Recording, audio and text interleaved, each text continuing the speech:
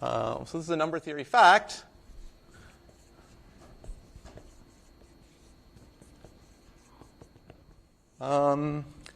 There's an efficient classical algorithm that determines L, determining L, with overwhelming probability, given just a few random clues.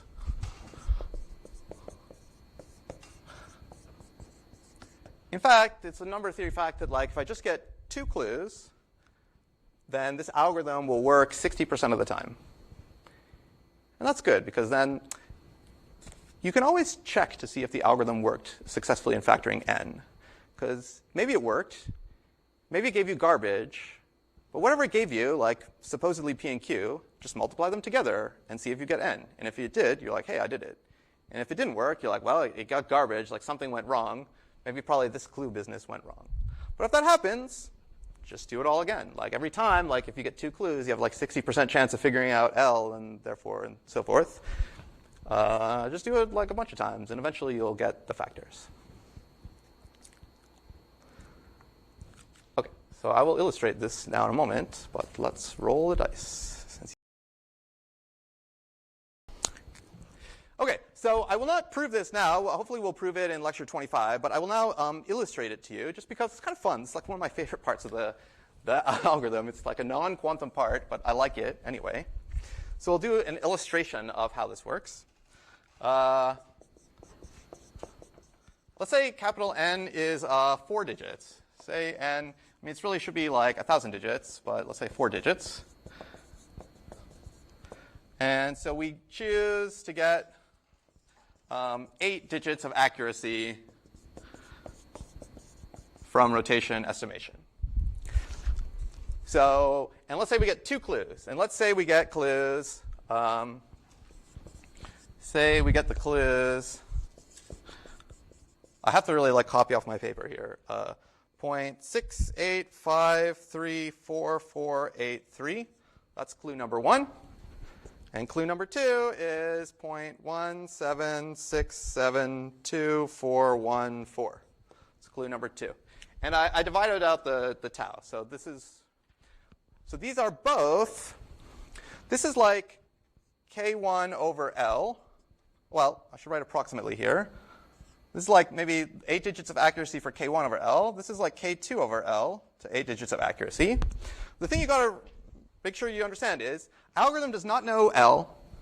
It's trying to figure out L. It just gets this. It just sees 0.6853448 and 0.176721414.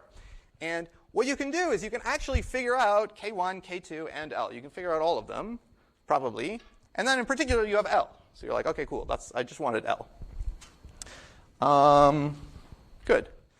So here's how you do it.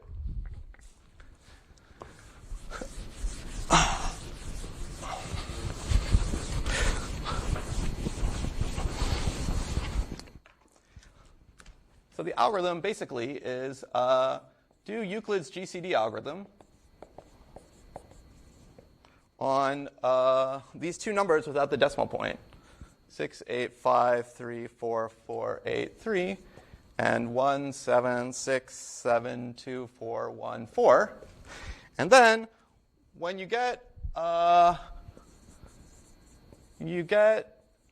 a suspiciously small number, pretend it's 0.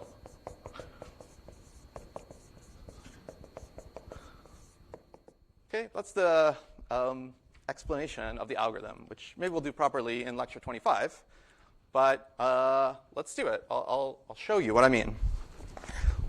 So now, through the magic of copying off my paper, I'm going to actually do Euclid's algorithm on these 2 numbers. OK, this Euclid's algorithm. So you write down these 2 numbers, and you're like, OK, 6853448 divided by 176721414 is 3 remainder. Shoot. Well, I better write it over here. remainder 1551721. And then you do the same thing with these two numbers, right? This is Euclid's algorithm. So you're like, all right, 17672414 divided by 1551721 is 1. Remainder 2155173. Okay, then you do it on this one and this one. So you're like 1551721 divided by 2155173 is 7. Remainder is 431030.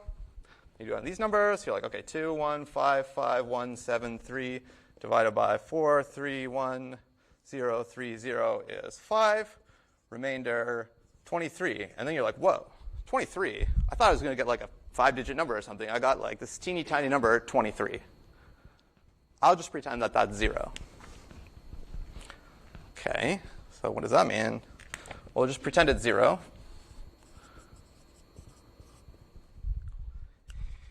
And then if you pretend it's 0, what you say to yourself is like, oh, this number divided this number is basically just 5. So we're going to call this number g. Just define it to be g. And then you're like, okay, that means this number is basically 5g. But then you can figure out how many g's is this number. Let me ask you that while I drink some coffee. How many g's is this number? If this is g and this is 5g, how many g is this? Oh, you got it already. How much?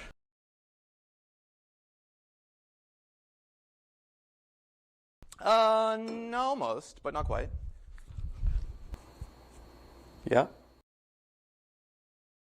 Yeah, it's 36g. Right, because this divided by 5g is 7, but there's a remainder. If there were no remainder, this would be 35g. But there is a remainder. The remainder is this, which is g. So this is 36g. Okay, so how much is this one? It's a little bit tougher. Yeah, we can do it. How much is that one? Yep. 41. Very good. This one's 41g. Why is that? Because you see, this number, whatever it is, it's basically like 36g, because this quotient is 1. But the remainder was this. This was 36. Wait, what? No, wait. This was 5g, yeah. This was 5g. So it's like this thing divided by 36g is basically 1 left over 5g. So that means this was 36g, so it's 41g. Okay, can you do it? What was this one? What is this one? Maybe I should just look at my paper. Somebody want to do it? I'll help you. This one we figured out was 36g. And this one we figured out is 41g. So this is 3 copies of 41g plus a remainder of 36g. So this is 3 times 41 plus 36g. 159g.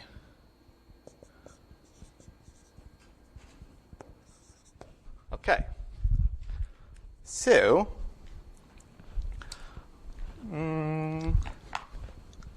cool. So we basically figured out, up to some like minor errors, due to the fact that we pretended this was 0, and that's because we rounded these to like 8 digits precision. Let's take a look at a conclusion. Imagine we studied k1 over L over k2 over L. So on one hand, that's k2 over k1. On one hand, that's basically this divided by this. It's the same if you put the decimal place in there or not. And this is like 159g. And the denominator is like basically 41g. So we're like, oh, the g's cancel, and this is basically 159 over 41. Okay? And therefore, like, probably, and we'll talk about why probably in lecture 25, but like, it's basically true that like, yeah, k2 was 159, k1 was 41, and then how do we get L?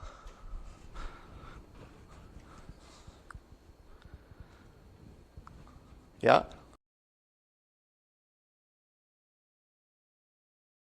Yeah, exactly. So we can use this equation. Now we know that this is 159. So therefore, L is approximately 159 divided by this 0.68534483. Then you plug that into your calculator. You're like, that's 231.9999992. So like, okay, L was 232. So when you get these two clues, you do this algorithm, and you're like, I think I see what happened. Like, when we got a random one of these fractions, the first random fraction was 159 over 232, and the second random fraction was 41 over 232. And anyway, I don't care about the numerators, but the point is I figured out the denominator, 232, and like that's my L.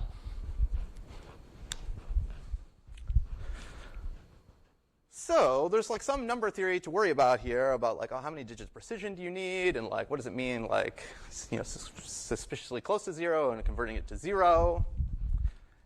And then there's like another trick, which is that like if K1 and K2 happen to both be even, for example, which happens with probability a quarter, then you'll get a little bit confused because like the factor of 2 in K2 and the factor of K1, 2 and K1 will like cancel, and you'll get the wrong L by a factor of 2.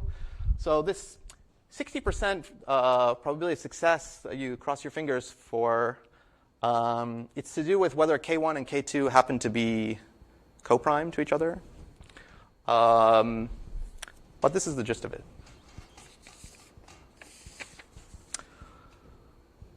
OK, any questions? Yeah.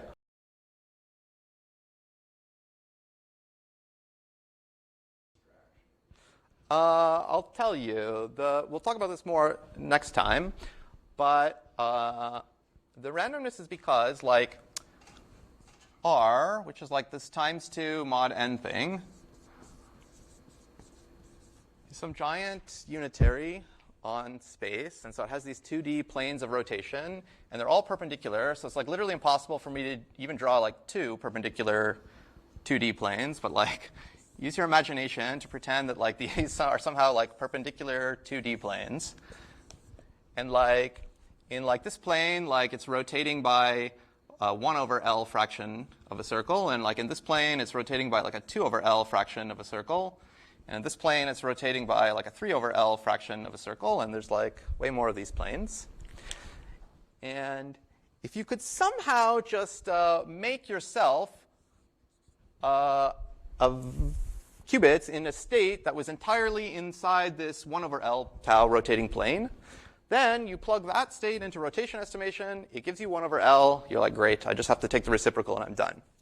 Or if you could somehow figure out how to like make your qubits in a state that was like in this 2 over L plane of rotation, then you'd be like, great. I'll make my qubits in this state. I do rotation estimation. I get basically 2 over L times tau. I divide by tau. I take the reciprocal. I multiply by 2. And now I basically have L. Great. Any of these things would be fine.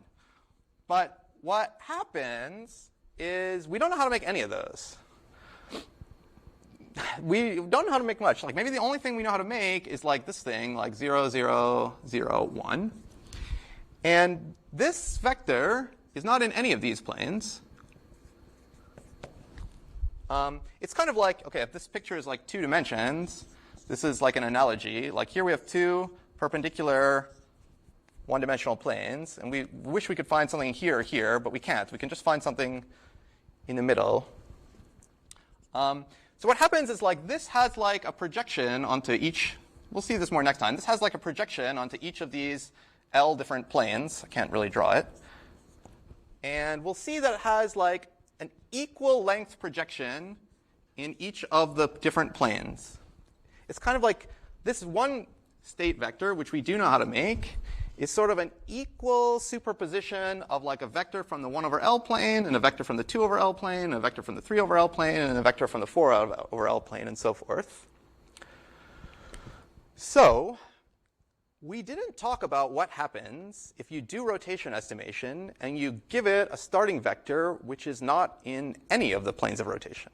We only ever talked about what happens if you give it a vector which somehow you magically know is in one of the planes of rotation. And we said if you did that, then it'll exactly tell you like what is the angle of rotation. We didn't talk about like what if you give it some other vector? What will it do then? Turns out like what it will do, and we'll see next time, is it'll give you the angle of rotation for a random one of these planes. And it'll give you the angle of rotation for a random plane where the probability of choosing, it gives you the one for this plane, is proportional to the squared length of the projection of your starting vector on here. And because, as we'll show, this particular starting state, its projections into each of these planes are like equal. It's like an equal tiny amount of this plane, this plane, this plane, this plane, all the planes. When you plug it into rotation estimation, it gives an estimate of an equally likely random angle, this plane, this plane, this plane, this plane, this plane. So that's why we get this behavior. We don't just get like, oh, one particular rotation angle. We get like a random one because the vector we put in is like a equal combination of all the different planes, kind of. And why this vector has that property, and like why rotation estimation has this property that if you give it like a superposition vector, it gives you these different random possibilities. We have to see all that next time. Good. So let me indeed talk about what we'll get to next time. So this sort of explains the story of the whole algorithm. And we kind of a little bit glossed over the number theory parts, but they're all elementary. But the last thing we have to understand is like what is the nature of this unitary R, which is like times 2 mod n. So in this special case where n is 21, this R, I mean these are all by R. Okay, so R is some unitary that we can construct, and we're going to do rotation estimation on it, which just like cyclically permutes these 6 basis vectors. There's like 6 basis vectors in space, and it just maps this one to this one to this one to this one to this one. And what we really need to do is understand like what are the planes of rotations and the associated angles for this R. Because we need to prove that crucial fact that says, well, they're 1 over L and 2 over L and 3 over L and so forth. And we kind of talked about like a very similar situation a lot in this class from time to time. Way back, even when we first talked about finding the planes of rotation for like a general unitary, I talked about 3 dimensions, and I talked about increment mod 3. That was just like the unitary that mapped one basis vector to another one, and then back. Like that was increment mod 3. And I had the basketball, and we're like, oh, like it's rotation by like 120 degrees in this plane. And 120 degrees is indeed like a full circle divided by 3. And then you saw a homework problem about like increment mod 4, and you worked out like the planes of rotation for it. You saw another homework problem about like increment mod 5, and you worked out the planes of rotation for it. It was kind of annoying. And this specific example, it's literally the same as increment mod 6. It's just like the basic states have like different names. But if you ignore like what their names are, like it's the same as the increment mod 6 operator in the sense that there's like 6 basis vectors, and it just maps this one to this one, to this one, to this one, to this one, to this one, to this one, and cyclically permutes them. So geometrically, if it happens to be that L is 6, this times 2 mod n thing is geometrically the same as increment mod 6. And therefore, like understanding these planes of rotation and the crucial fact is like the same as understanding it for increment mod 6. And so in general, we just have to understand the 2D planes of rotation for increment mod L for a general value of L. And we'll see that they're like, the angles of rotation are indeed like 1 over L fraction of the circle, 2 over L, 3 over L, 4 over L, and so forth. OK, so that will be our task for next time.